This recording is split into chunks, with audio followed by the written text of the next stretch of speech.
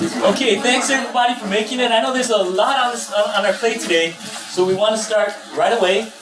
So, on behalf of the Social Sciences Division, Ethnic Studies Department, the Sociology Department, we want to welcome you to this historic event at Glendale Community College. We also want to thank our esteemed and distinguished panelists for making this panel discussion possible. The structure of the event is going to be relatively simple. We're just going to have the panelists discuss their experiences as political activists for about 10 minutes, because what we want to do is we want to leave at least 20 minutes at the end of the session to get questions from the audience. And I think that's going to be really worthwhile. I'm planning on introducing two of the panelists, and Fabiola Torres, my colleague, will be introducing the other two. So let me start off with Mr. Hank Jones. Hank Jones has been a civil and human rights advocate since the murder of Emmett Till in 1955. He has worked as a community organizer with the Student Nonviolent Coordinating Committee, is a former member of the Black Panther Party for Self-Defense, one of the San Francisco Eight, and a member of the Committee for Defense of Human Rights. His purpose in life is to serve the people in the spirit of the Black Panther Party for Self-Defense. So we have Hank Jones right there.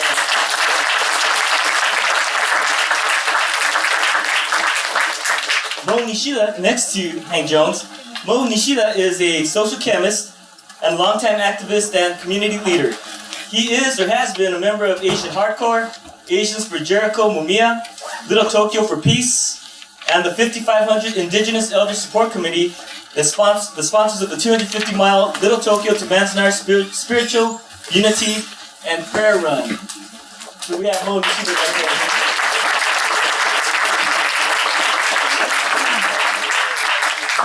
Next we have Carlos Montes. Let's see. That matches right. There you go. Carlos Montes is a veteran Chicano activist known for his leadership of the 1968 East Los Angeles education reform movement, the historic Chicano moratorium against the U.S. war in Vietnam, and the recent immigrants' rights mega marches of 2006 and May 1st protests. Carlos was a co-founder and leader of the Brown Berets, a Chicano youth organization of the 1960s with a 13-point program for peace, justice, equality, and self-determination.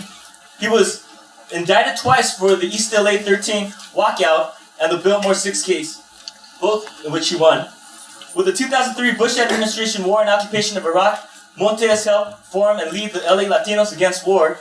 In recent years, Carlos helped found and organize the Southern California Immigration Coalition to fight against immigration and customs enforcement, ICE, and police repression.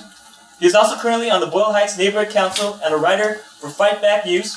Carlos was the target of government repression and the FBI's dirty tricks. When the FBI raided homes and served subpoenas on September 24, 2010, Carlos Montes' name was listed on the FBI's search warrant for the Anti-War Committee office in Minneapolis, the organizing center for the mass protest at the 2008 Republican National Convention where Carlos participated. Then, on May 17, the LA sheriffs broke down Carlos' door, arrested him, and ransacked his home. The FBI attempted to question Carlos while he was handcuffed in a squad car regarding the case of the 23 Midwest anti-war and solidarity activists. He was charged with 6 felonies related to his activism at ELAC, organizing for Chicano Studies in 1969, where the East LA sheriffs invaded ELAC, East LA College that is, and beat and arrested students on strike. With local and national support via solidarity protests, call-in campaigns to President Obama, U.S. Attorney General Holder, and LA DA Steve Cooley, local rallies and protests, and an offensive legal strategy, Carlos was victorious. On June 5, 2012, Carlos Montes' criminal court prosecution ended in a victory for Carlos and the movement. He marched and spoke at protests at the Republican National Convention on August 27, 2012 in Tampa, Florida.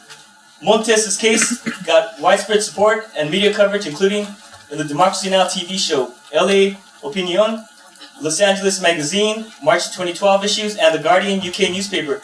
Carlos Montes has been featured in many books and films such as Walkout by HBO, PBS documentary, Chicano Civil Rights Movement, Occupied America, Racism on Trial, The Chicano Fight for Justice, and most recently in the new release of Power to the Poor by Gordon Lanther with UNC Press. So as you can see, these folks are very active.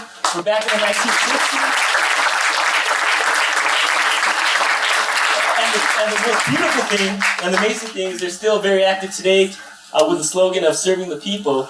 And so we wanted to start, I guess we'll go in order in this direction. We'll begin with Hank Jones talking about his experiences, and on to Nishida and Carlos Montes. And later on, we should have Tammy Black Lightning from the American Indian movement too. So when she gets here, I will introduce her.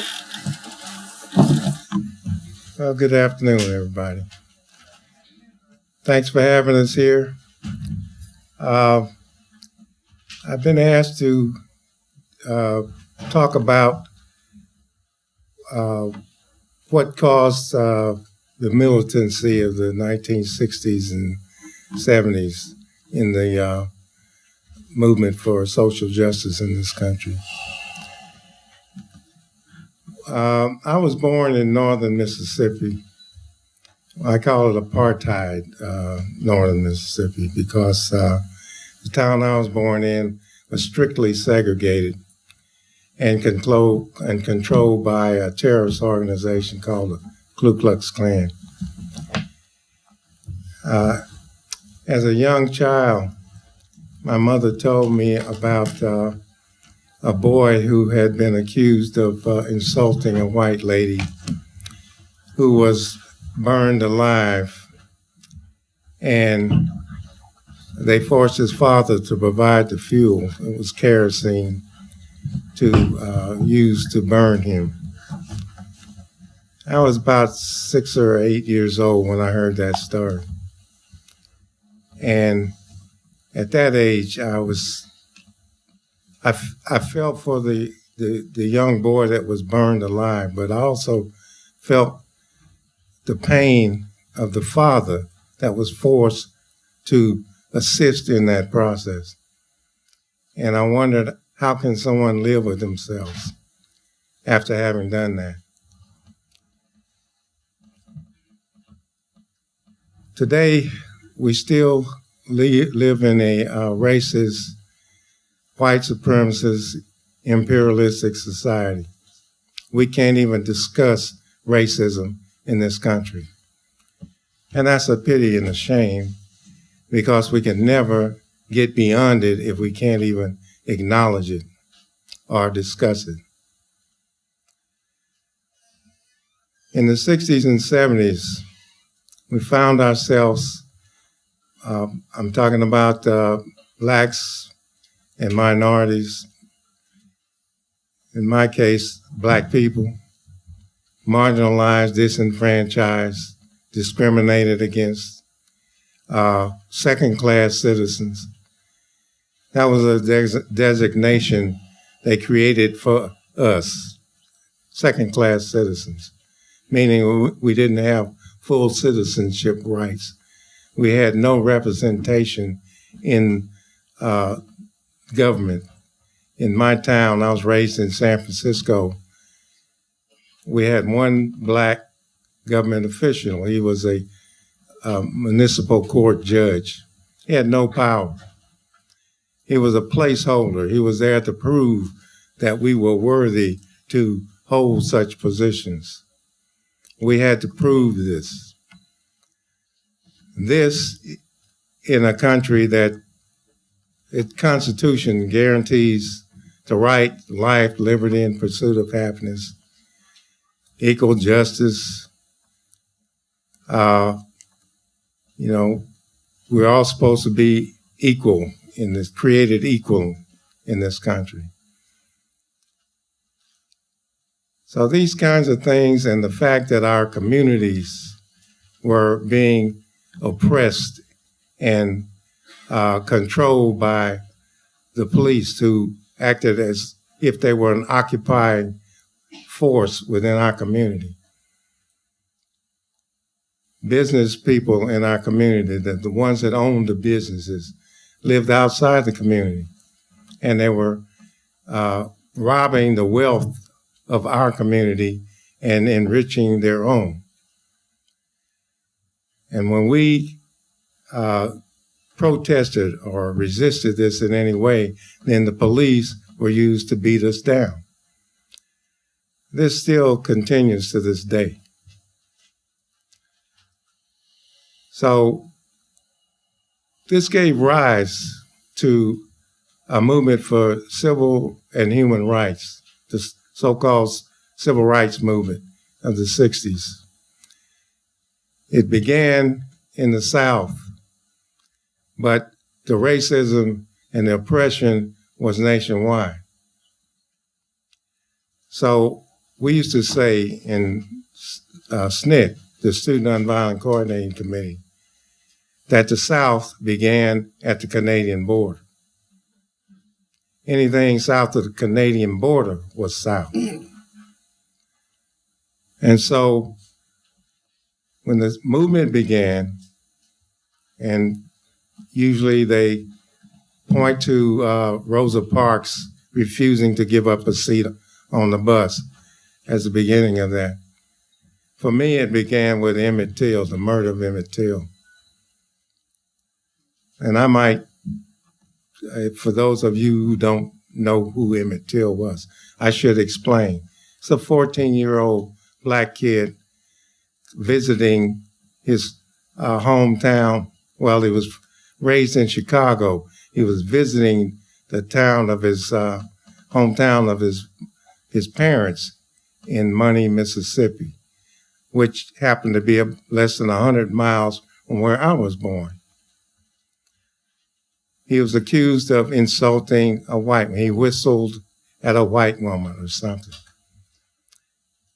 The Klan, the Ku Klux Klan, came into his uncle's home, took him out in the night, in the middle of the night, beat him beyond recognition, split his head open with an axe, shot him, tied his body to a fan, a heavy fan for a weight, and threw him in the river. When he was discovered, he was unrecognizable as having been a human being.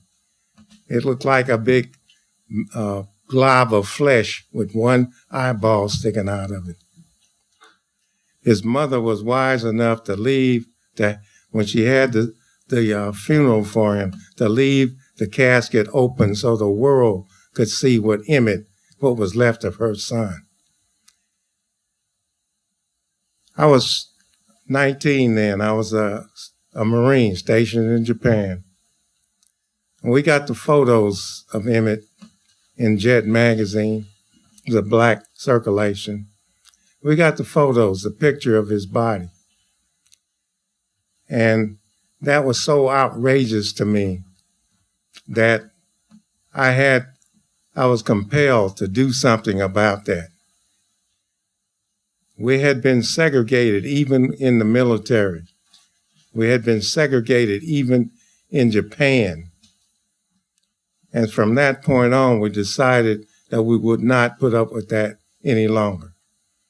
So we began to integrate everything around us. And we had to fight for that. But when we were done, we were free to come and go wherever we chose. And that was the beginning of my activism. I was an activist from that point on.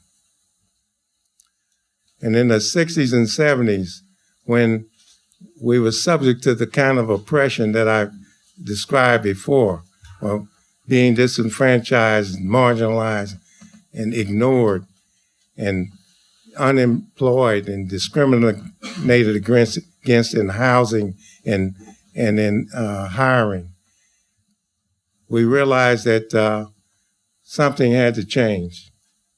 So we began in the inner city to bring the movement that began in the South to the inner cities and make demands for better education, equal access and opportunity. Police who patrol our communities, to live in our communities. People in administrative positions to represent us, be from our communities. And so that brought on the resistance of those the 1% who wanted to maintain the status quo, things as they exist. They did not want change.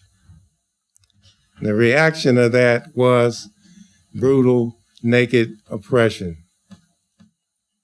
And the reaction to the brutal, naked oppression was resistance. And that's when I stopped doing community organizing, mainstream, and dealing with mainstream politics, and joined the Black Panther Party for self-defense. Because no one was defending our communities, and no one seemed to care. So we were forced to do this.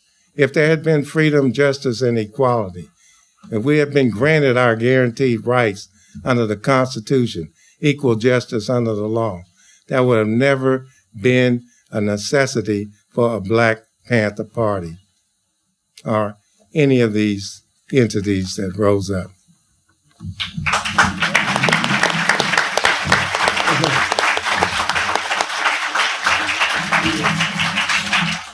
My story starts in LA in a Japanese and Black ghetto on the west side of town around Crenshaw and Exposition, if you folks know about that. The town goes back in 1936. This is still during segregation. And of course, 1941, when Japan attacks Pearl Harbor, we get rounded up and sent into concentration camps. Been a lot of controversy about that, those terms, right? Concentration camp, like that. But, you know, this is what the President of the United States called it, right? So there's apologists in our country that want to call it relocation centers and all that, you know, nice stuff, right? And people that want to, if you go to some of these interpretive centers at some of these camps now, you see pictures of all these smiling faces, us enjoying ourselves, right? Dancing and having sports and all of that crap. That's part of it, of course, right? Because we as a people are resilient, we're strong, and we're not going to get beat down behind a whole lot of bullshit. So, yeah, we had that, but there was also a lot of sorrow, people dying, people being depressed, people having mental health problems. So there's all of that. There's a picture, right, that's always kind of puts the oppressed people in this country, make us look like we're enjoying ourselves being oppressed, right? But most of you probably know, right, that if you're a person of color or you're children of immigrants, you're probably catching some kind of hell, right? Because that's the nature of this beast here, right? If you can forget who you are and your background and buy into the so-called white American dream, then you might have a chance to be able to make some good money and buy all those things that's supposed to make America great, okay? If you buy into that, you know, more power to you. But when you buy into that, you got to buy into the fact that you want to put down everybody else around you.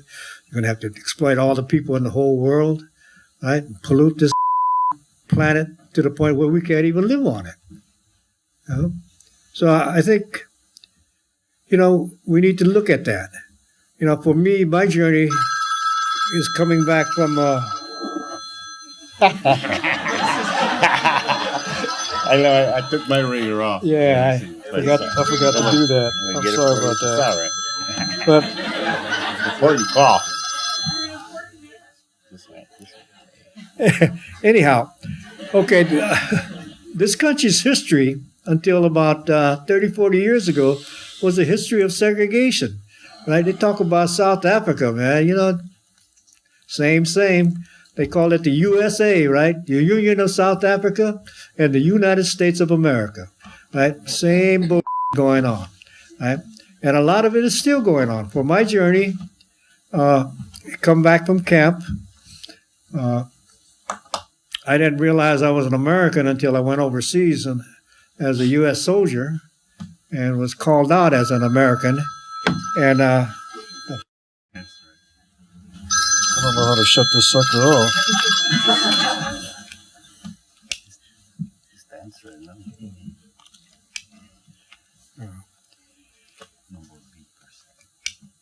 And when the civil rights struggle was going on, right, one of the things that really kind of freaked me out was watching Bull Connor and his troops on horseback with cattle prods and dogs, right, attack the column of St. Martin and the people fighting for their rights in the South.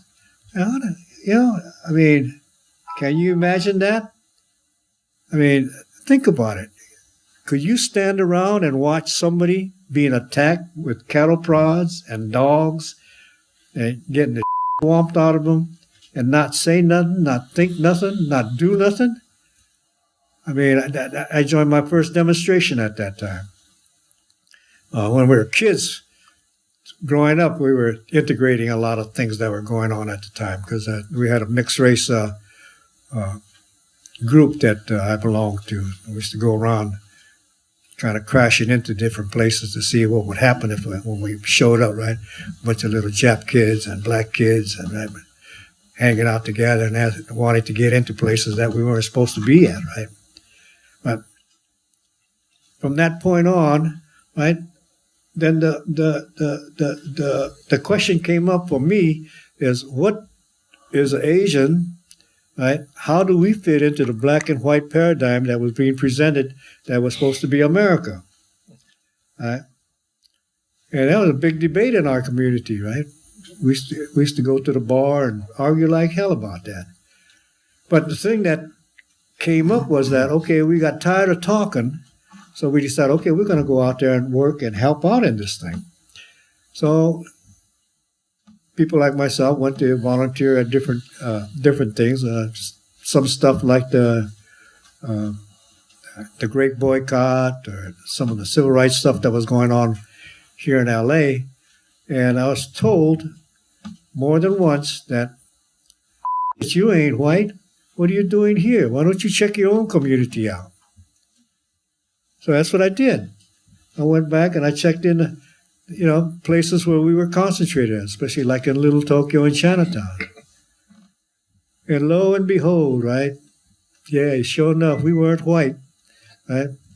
All the oppression that everybody else talked about was there, right? Our old people, our children, right? Not enough food, education on the, social service, the whole 9 yards, right? And so then I started to look around, and then the people I was drinking with and the bars that I was going to, half the cats that I knew was strung out, right? And some of them wanted to clean up. That's how we formed the hardcore. We developed a crash pad, right? And we helped people, that were homeless. We helped people that were trying to kick heroin. And we did it right there in our friend's apartment house. That's one of the ways that we started. Started working with senior citizens, helping them, right? Can you imagine some of your old folks, right? They're too proud, right? They're not going to come out there and say, oh, I'm poor and I need help and all of that stuff. But you go to the local grocery store and what kind of food are they buying, right? Some of them be buying, dog food and stuff like that, right? Because that's healthy, right? This country makes a big deal about feeding their animals healthy, you know what I mean? So I guess the old timers figure, well, if the dog and cat can eat healthy food, this must be okay for them. But stuff like that, right? And all of you in here, if you went to the community that you lived in and start rooting around, you're going to find that's going to turn your stomach, man. And you don't have to be no certain color. Like I said, it should be, you're a person of color, then you sure as hell will find it. But if you're an immigrant too from Europe, the immigrant population in this country, right, traditionally catches hell until the second or third generation. Then you become white, right? So we, like Hank said, things have changed.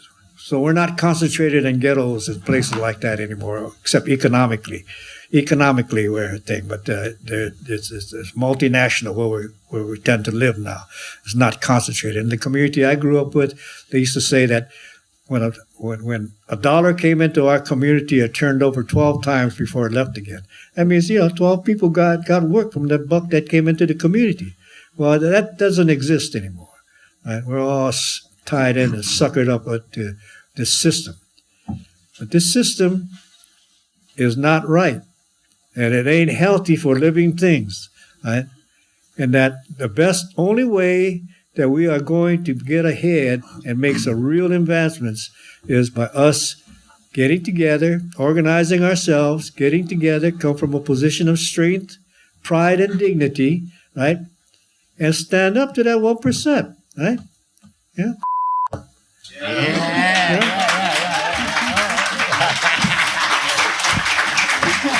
Get rid of them. Yeah, thank you.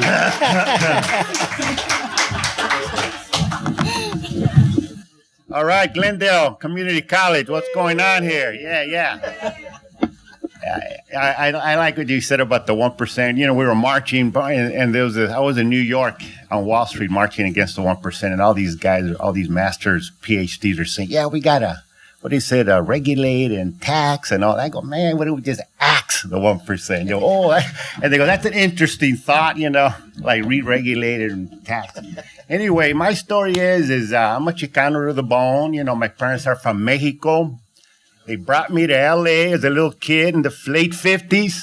Okay, so, And when I'd go to the show in Huntington Park, they'd be all white. Southeast L.A. was all white. They'd have the signs, for rent, whites only.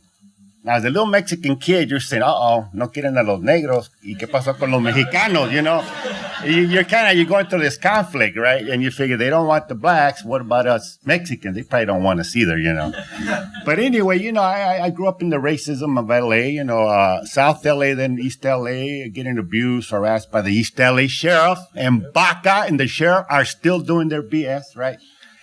And, overcrowded schools, that politicized me. And, the Black Liberation Movement did politicize me also.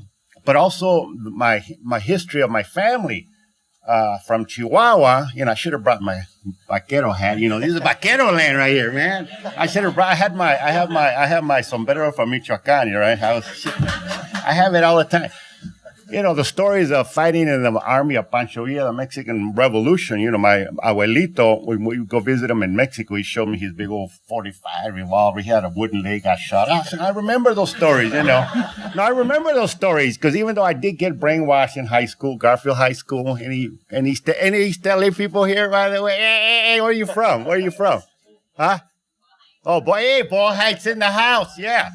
I'm in the Boyle Heights Neighborhood Hill Council, the most polluted place in LA City. Two places. Where are they? Boyle Heights and Wilmington. Yeah.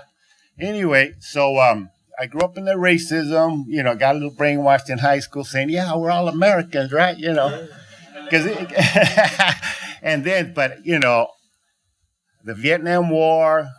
I went to work in a factory with my dad downtown, the union, fighting for workers' rights. And I said, man, it's too hot in here, man. It's so dusty, hot. Let me go to ELAC, right? How many figured, let's go to Glendale Community College, right?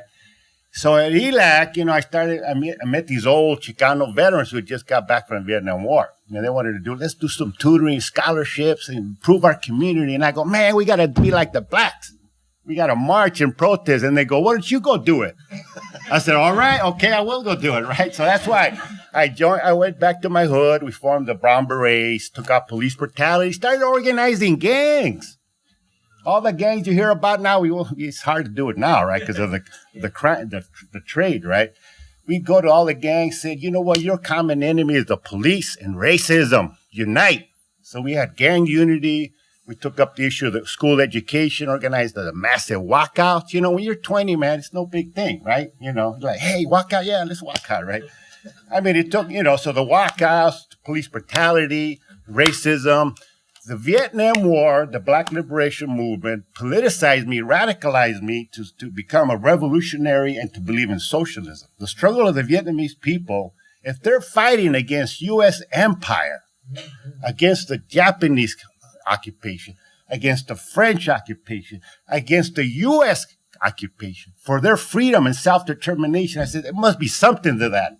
There must be something to that. I got to study that. And I was inspired for them to accept that U.S. imperialism is the main enemy of the peoples of today. The U.S. wants to be the policeman of the world. They ain't no way they can be the policeman of the world. Time is against them right now. And I say them because I do not identify with the 1%. Don't say we got to protect ourselves from the so-called terrorists. The U.S. police is the terrorist of the world. The people throughout the world love Americans. They just hate our super leaders, right? I'm getting excited now. So let me bring it down. So my activism as East LA College, I got involved in, student government. Let's get Chicano study. Let's get more people in the ELAC, because back then ELAC was all white. So we formed the student groups. The Masa Umas became MeCha. We formed alliances with the Black Student Union, with the Students for Democratic Society, the radical white students. We started asking for Chicano studies, woman studies. We hadn't gotten into gay liberation yet, but later on we did, right? And then we always had our foot in the community, fighting for our rights, and our foot in the college, fighting for student rights, right? So we demanded Chicano studies, and which is under attack now. But let me bring it down home, because I'm running out of time here, is that what's that? Oh, 5 minutes. See, I'm talking fast. Okay. So I'll take a little. So like I said, the Vietnam War, the only reason I didn't get drafted, I was a war resister. I burned my draft card. I said, I will not go to the Vietnam War, because my homies were coming back distraught, maimed, locals, trying to go to college, dropping out, getting into heroin. The football stars of Roosevelt High School, the State Street Boys, who were recruited by the Marines in the buddy system. It was Fish, Andy, Rock. Tall, good-looking Chicanos, right? Football stars. They got recruited to the Marines. They survived Vietnam, but when they came back, Rock would show me his book of the Marines, albums, all the atrocities he committed over there, right? He ended up dying of an overdose in a gas station in East LA because of the trauma he went with in Vietnam, the killings he went to, right? So that is another reason why I became a staunch anti-war activist. Not only then, but today. We marched against NATO last year in Chicago. We marched against the Republican Convention. We go to their face and tell them they are the criminals of the world. We do it peacefully, militantly organized. Massive demonstrations. How many of you marched in the anti-war demonstrations the last couple of years? Raise your hand. Be proud, man. I know you're kind of young, maybe, So I continue to denounce the war in Iraq, the war in Afghanistan. I denounced the genocide against the Armenian people. I demanded that Congressman Schiff pass that recognition, even though he kind of backed off. Any Armenians in the house, by the way? Come on, man. Come on. Yeah. So the struggle continues. I've kind of jumped a little bit. I want to bring it up to the fact that as Chicanos, as Mexicanos, we got a lot of and we're still getting it, right? LA Times today is arguing whether they should use the word I aliens, or I immigrants, right? They're arguing about it, man. Come on, nobody is illegal. Give me a break. So the struggle continues. Our struggle, Our struggle for legalization and against the raids, and thank you very much for that introduction. You didn't have to read the whole thing, I had something, but I'd be like, hey, I could that's my rap right there. I could just, our struggle for legalization for civil rights is part of our struggle for equality, and self-determination as Chicanos. If you look at the history, this vaquero land, this was probably an old rancho here. I recognize the right of our sovereignty of our indigenous brothers and sisters, right? But Chicanos, Mexicanos, we were colonized by the Spanish and invaded by the U.S. war, took over the whole Southwest. So we're part of this land. We're indigenous. This is part of our land, right? And our struggle is for equality as a people. Even if we get an amnesty, the DREAM Act, legalization, we're still not going to be free. We're fighting for that because our people demand it. I organize in Boyle Heights. I organize in MacArthur Park. I organize vendors. I organize with mujeres that fight, that don't have a job, don't have papers, maybe don't even have a husband, right? But they are the best fighters. They are the best fighters. You know, and they want full legalization, and they've been arrested, deported, and we're not going to say we want legalization for all. We're not going to exclude anybody. I don't care if you got a felony conviction. I don't care if you've been deported and came back 10 times. So what? It's not, you know, we have a right to live and be free. So we're going to fight for full legalization. We're going to invite you all to the May 1 March and Rally, which is in a couple of weeks downtown, you know, Olympic and Broadway, demanding full legalization. Stop the repression. By repression, I mean Mexicanos, Centroamericanos.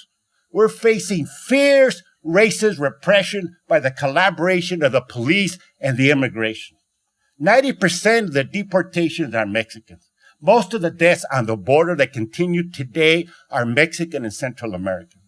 So the lynching and the killings that we suffered in the 1800, 1900 continue today in the form of immigration police violence, and the ranchers, don't get me started with Joe Arpaio, man. Come on, you know.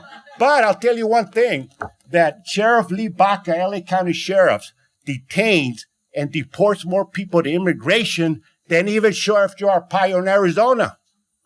So I invite you to come out May the 1st to march with us, demand full legalization for all, and we're raising the slogan of equality. So we can win legalization, but we really want to be equal. You know, like the brothers have said, we want to be equal, treated with respect. But we know that the main enemy is U.S. empire. The U.S. cannot dominate the world. It's history, you know, England did it. They went down. France did it. The Spanish did it. Empire. Now, what does the U.S. want to do?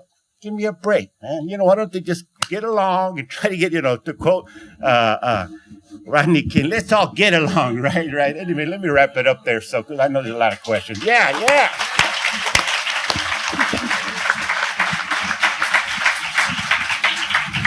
Put this topic behind repression. Okay, it's an honor for me to introduce our last panelist, Tammy Black Lightning, to read some things. Tammy Black Lightning is a Wounded Knee Memorial Writer, Sundancer, a member of the Hummingbird Women's Drum, a board member for the Morning Star Foundation, and is in full support of AIM and Idle No More. So here's Tammy. After Carlos spoke, I want to stand and go, let's go! Yeah, let's go. I know. Let's go now! I know. And extra coffee. Let's go. May 1st. Let's all be there May 1st. Yeah. Dude, I'm going to start camping out now. Yeah, got you pumped up. That's good. I love it. So mitakiapi lemie waki and wiakapi wi amachiape.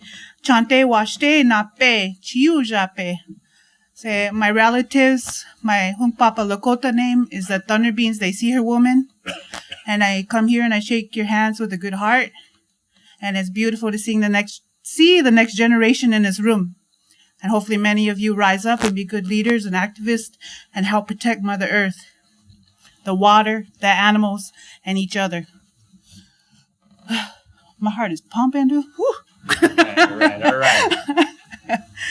But as you see, I'm the baby on the panel, so I mean, for me, in Lakota way, I look at Carlos and Mo and Hank over there. I look at them as my uncles, you know. In Lakota way, all of our elders are either our uncles or our grandpas, and like all of you in here would be my nieces and my nephews.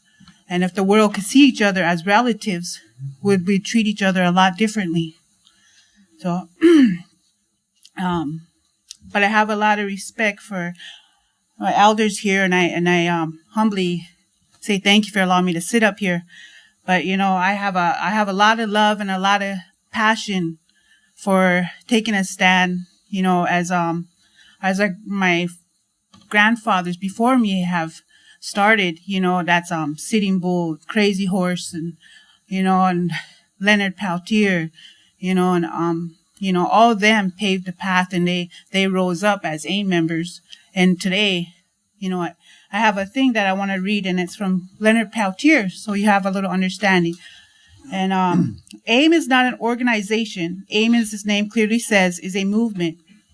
Within that movement organization's come and go. No one person or special group of people runs AIM. Don't confuse AIM with any particular individuals who march under its banner, however worthy or unworthy they may be. AIM is the people. AIM will be there when every one of us leaving is gone. AIM will raise new leaders in every new generation. Crazy Horse belonged to AIM. Sitting Bull belonged to AIM. We are all leaders. We are all an army of one, working for the survival of our people and the earth, our mother. This is rhetoric. This is a commitment. This is who we are in the spirit of Crazy Horse. Lakshmi Leonard Peltier.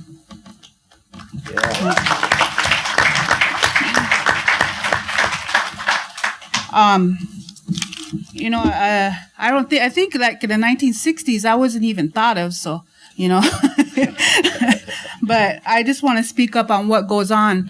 I'm from Standing Rock Sioux Tribe, and I grew up and was raised in Mobridge, South Dakota.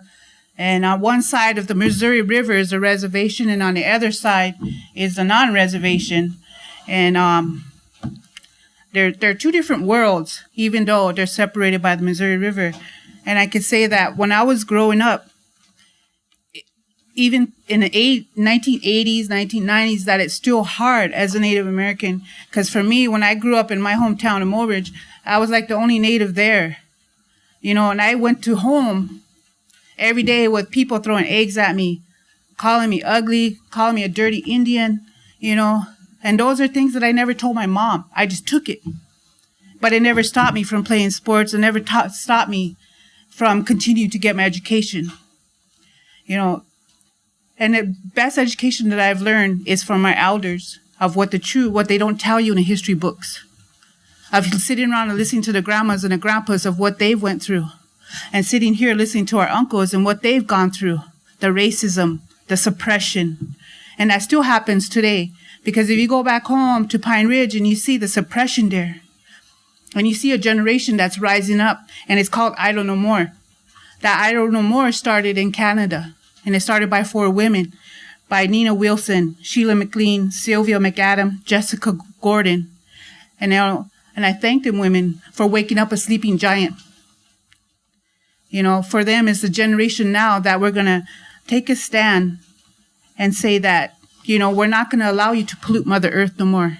We're not going to allow you to break our, where are the government and where are their leaders at when they say, oh, we're going to put you in this reservation.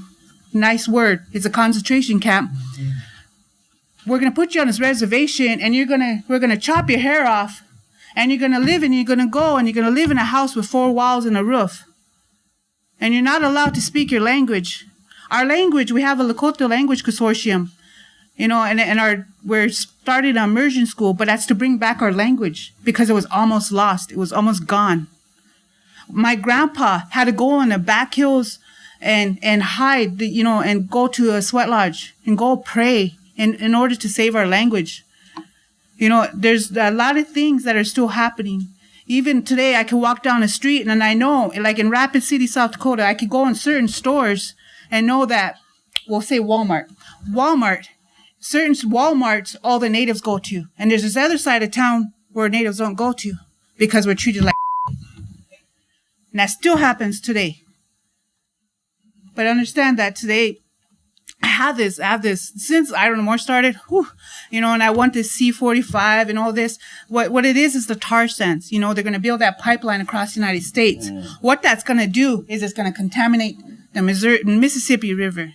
Mississippi River connects to the Missouri River. Missouri River connects up to Canada, to the lakes. And then it goes all the way down south to Mexico and everything. All the water's going to be affected. All the animals. They say, there's a picture on Facebook. It says they're going to create more jobs. Yeah, let's create more jobs of cleaning up oil spills. Mm-hmm. Cleaning up more jobs of taking more animals' lives. This is what I stand for. This is the revolution of today. That we're fighting for Mother Earth. What they've started, that we're continuing. Racism still happens today. People walk by, and I was driving down the freeway the other day, and I saw a black man driving in a car, and cops jumped out, and they had their heads shaved, and they looked like skinheads, and pulled their guns on him, and he's like, he was an elder. What the hell are you gonna do, man? Why are you gonna go through all that? It's just, it's the images and the sights that we see today, and I just believe that, what our Grand Council in Minnesota stands for is that we got to unite the people. If you want to make change, we got to start from within, and that's within the United States. If we're going to be united, let's be united as one people, as one voice. If you want the government to change, that government, that little Senate house, I've been to the Senate. I've met the vice president. I've sat down one-on-one with Senator Johnson, Senator Thune, and all of them, and talked about how are you going to provide funding for the tribal colleges? How are you going to do this? When are you going to do it? When are you going to honor those? Right now, my tribe, they got a settlement, and they, so many $1 million. More dissension amongst the natives. Don't, give us money. Oh, how come they get more money? How come they get money and they don't? Yeah. It's more dissension, more problems. But in reality, if it was my grandfathers, if it was Sitting Bull, if it was anybody else, and even to me, I don't even know if I want to touch that blood money, because that's what it is. Mm-hmm. And what they're going to do is, I have land that is handed down from generations to generations, that names that are not even used today, is that they're calling it the buyback program. But what it is taking more land from us. That's all it is. And if we don't want to sell, they're going to take it. So now I have a fight in front of me. And I have to reawaken everybody. But I ask everybody, research Idle No More. Research these tar sands. Make, rise each other up. Unite. It doesn't matter. Idle No More is not an Indian thing. It's a people thing. It's a survival. Because if we don't change anything, then who is? We're not going to be here in 10 years from now. What water are we going to drink? There's not going to be any water. I love you. Thank you. May the Creator guide you.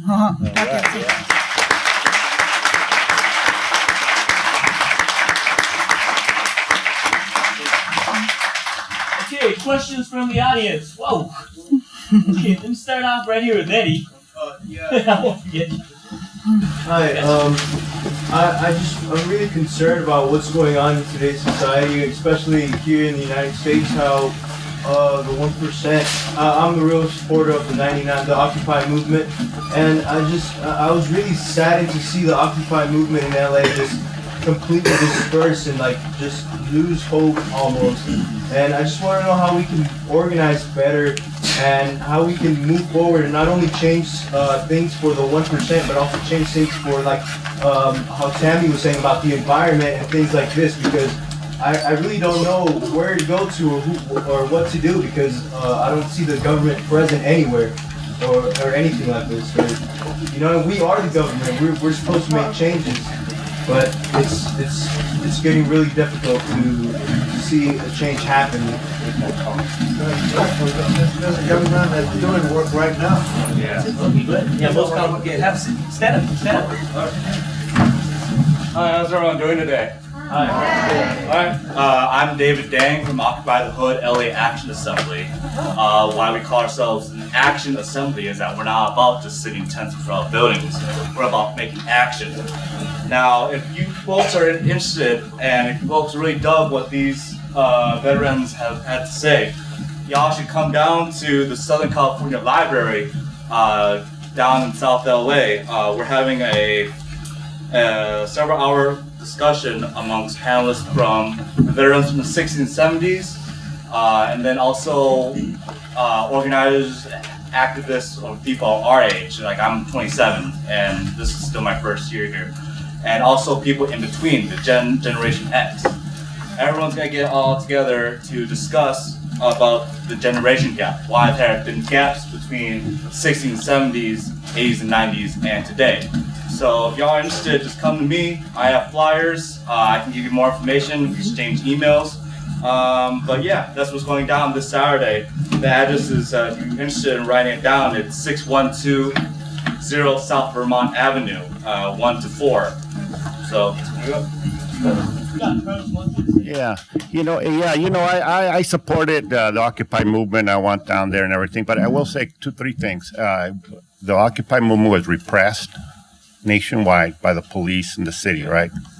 To shut them down because we were starting to challenge even the city of LA accepted us, but then we started challenging. Hey, wait a minute, the city and the pension, you made all this money in Wall Street. Hey, then when they said that, oh my God, get out of here. So it was repression, which the Black Liberation Movement, we suffered repression. So we have to understand that. The second thing is that the Occupy movement was great, but it was centered camping down City Hall. My strategy for organizing, you build a base, students here, you form an organization, or one already exists, join one. In Boyle Heights, we have organizations of mothers that work and unite against the war for public education. We have student organizations in the high schools and in the colleges, like the MeCha, the Voices, So the fundamental thing that I put out is organize in your community, in your college, or your workplace. You build an organization, or you unite with one, and you raise struggle. The struggle of equality for all, peace, support public education, and obviously right now the main demand is we got to fight for legalization, So, I think to deal with your question, bro, is if you look at the broad picture of history, you see that our movement moves in waves. It's like nature, right? After winter must come spring.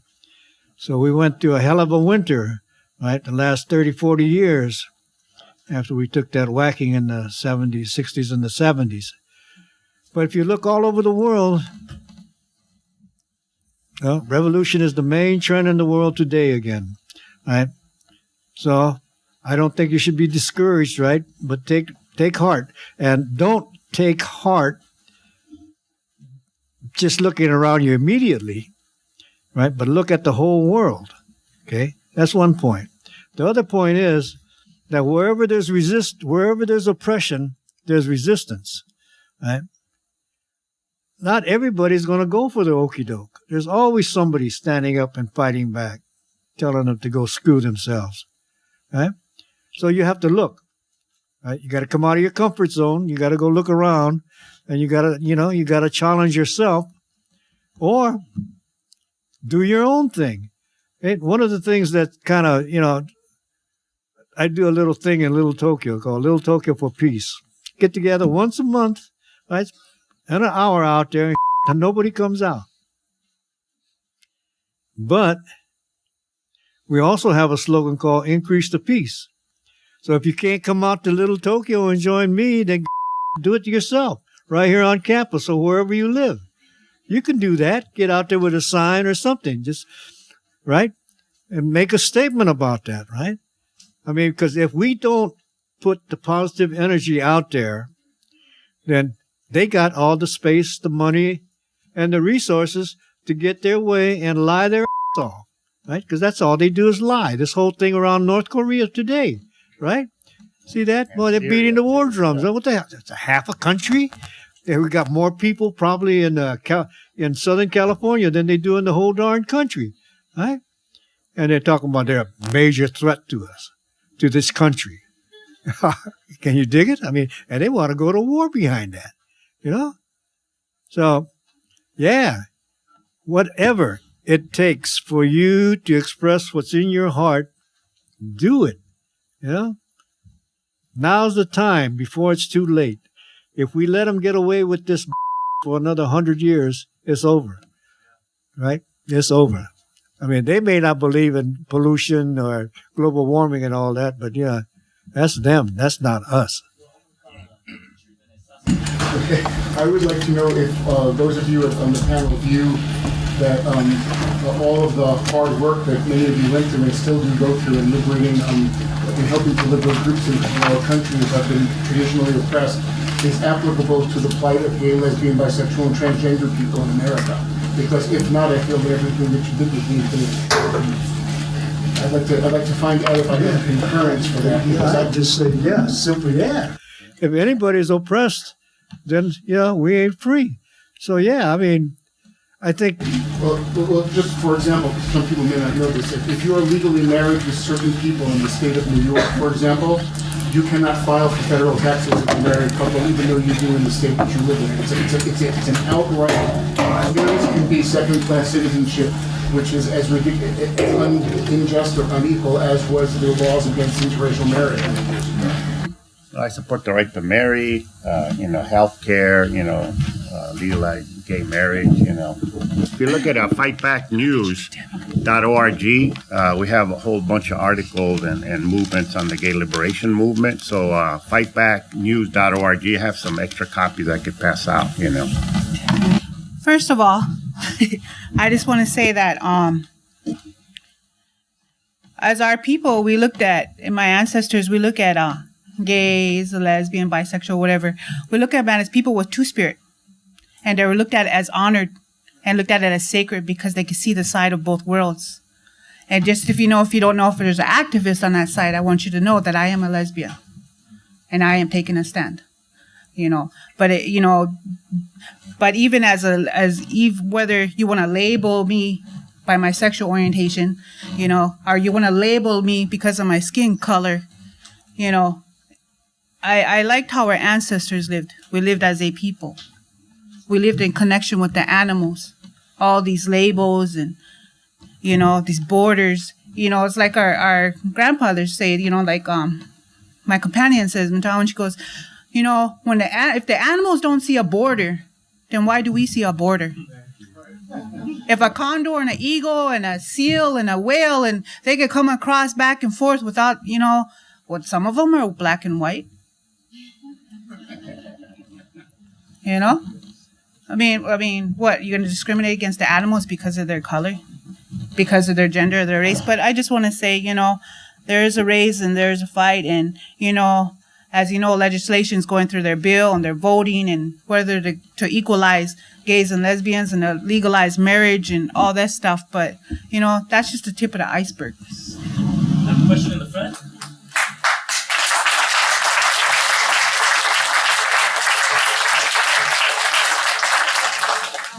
I was wondering if, do you guys see a peaceful revolution possible in the United States?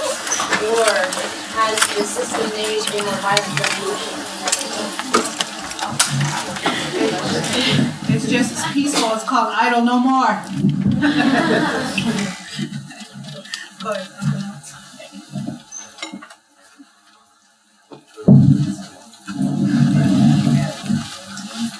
No, I just say that anything's possible. Now, whether it's probable or not, but we were never the aggressors. We reacted to aggression. And if peaceful revolution is made impossible, it will be because of that 1%. That's all I can say about that. But we can't rule out any approach. We have a right to self-defense. We have a right to protect our lives and our families and our communities and things like this. Okay?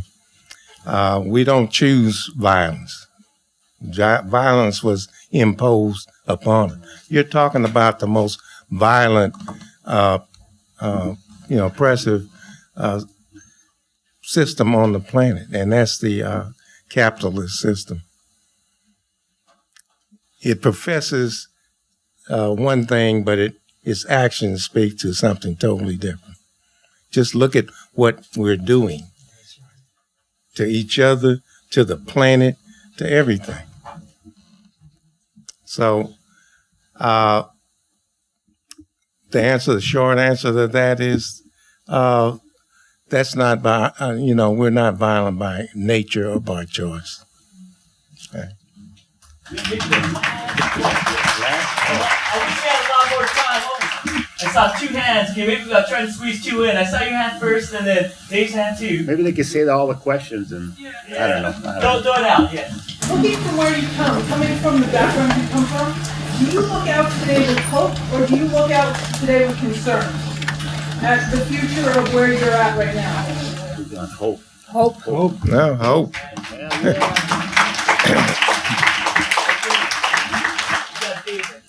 hope that things can be reversed. Number one, I wanted to acknowledge that I think you guys all did a very good job.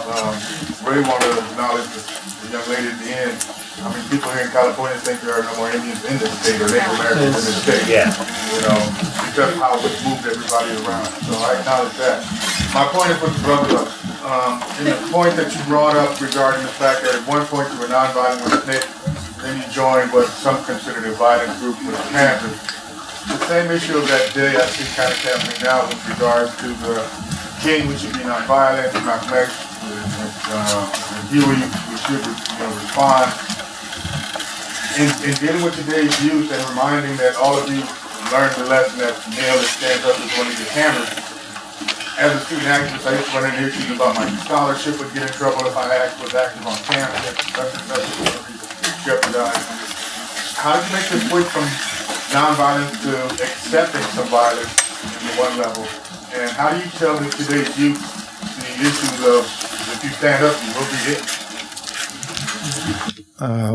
You know, the Black Panther Party started out trying to protect the community from violence. We armed ourselves because that was a constitutional right, and there was no one else addressing our grievances. We had no recourse. There was no one to turn to. These were the conditions we were faced with in the 60s and 70s. We had no choice. The government organized to destroy us. They created something called COINTELPRO, Counterintelligence Program. It ultimately destroyed the Black Panther Party. It destroyed the People's Movement. It utilized every mean and method at its disposal, including assassinations, running people out of the country, discrediting people, destroying their reputations. That 1% that has seized control of the power in this country and subverted the democracy,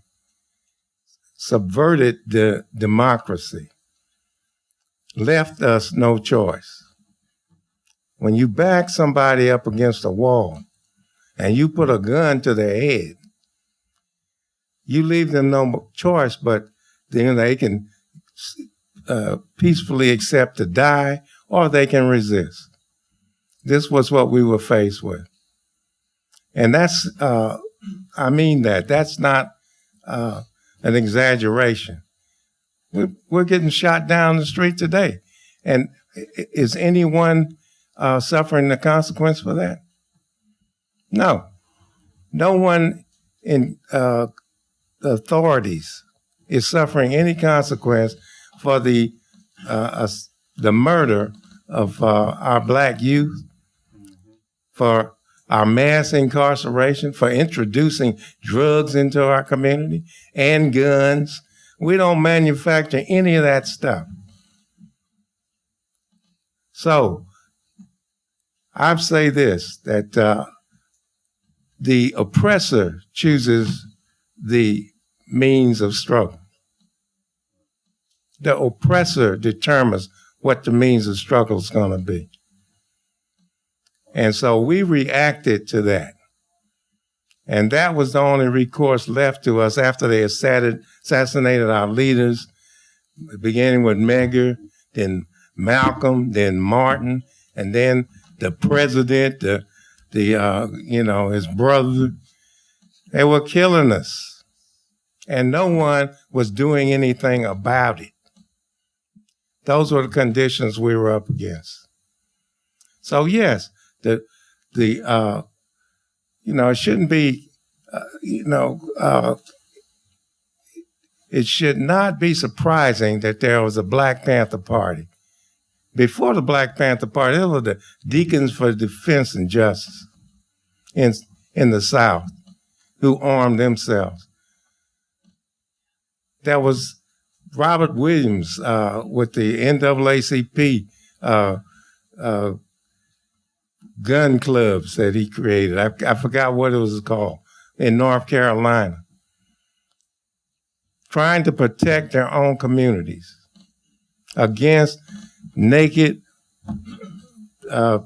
repression and assault by an out-of-control system. And this is what we had. We had an out-of-control system. The police was out of control, and no one was doing anything about it. I'm really sorry, guys. I wish we had all day. But I want to thank you guys too. And today is the 45th anniversary of MLK's And if you'd like assassination to as well. tell them that you want some more. Yeah.